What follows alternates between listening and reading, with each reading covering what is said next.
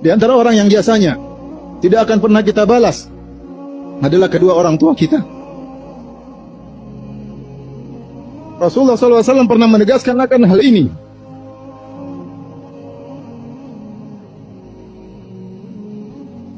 Nah, berkata, tidaklah seorang anak akan bisa membalas jasa orang tuanya kecuali dia mendapati orang tuanya dalam kondisi budak, kemudian dia beli, kemudian dia jual. Kondisi ini adalah kondisi yang mustahil. Seorang mendapati ayahnya dan ibunya sebagai budak. Kalaupun ayahnya dan ibunya budak, belum tentu dia bertemu dengan mereka. Kalaupun dia bertemu kedua orang tuanya sebagai budak, belum tentu dia bisa beli budak-budak tersebut. Apalagi zaman sekarang tidak ada perbudakan. Oleh karena Rasulullah SAW ingin menjelaskan bahwasanya membalas jasa kepada kedua orang tua adalah perkara yang mustahil bisa kita lakukan.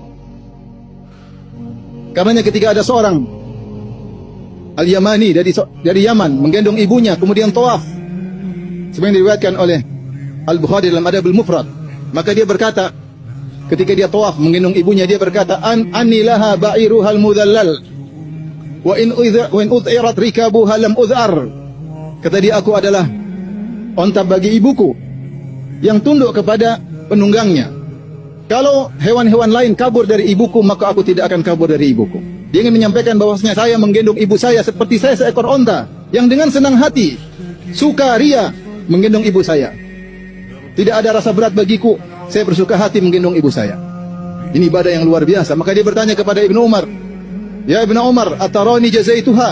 Wahai Ibnu Umar, apakah menurutmu aku telah membalas kebaikannya setimpal? Kata Ibnu Umar, la wala bi zafratin wahidah, sama sekali tidak.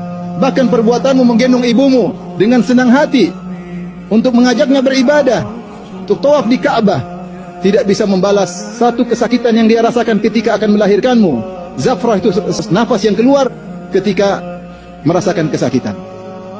Dalam riwayat yang lain disebutkan oleh Ibnu Jauzi dalam kitabnya Birrul Walidain, ada seorang dari Khurasan membawa ibunya, menggendong ibunya, kemudian melakukan ibadah tawaf bersama ibunya. Maka dia bertanya dengan pertanyaan yang sama, apakah menurutmu aku telah membalas kebaikannya? Kata Ibnu Umar, walau bitalqah wahidah min talaqatiha, bahkan kau tidak bisa membalas satu kontraksi yang dia rasakan ketika melahirkanmu dari sekian kontraksi yang dia rasakan.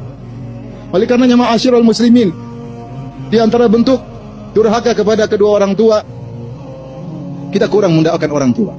Kita kurang mendoakan orang tua. Oleh karenanya Rasulullah SAW menyebutkan di antara ciri anak soleh, waladun salihun yad'u lahu, anak soleh yang mendoakan orang tuanya setelah meninggal dunia. Maka lihatlah diri kita, apa kita sering mendoakan kedua orang tua kita dengan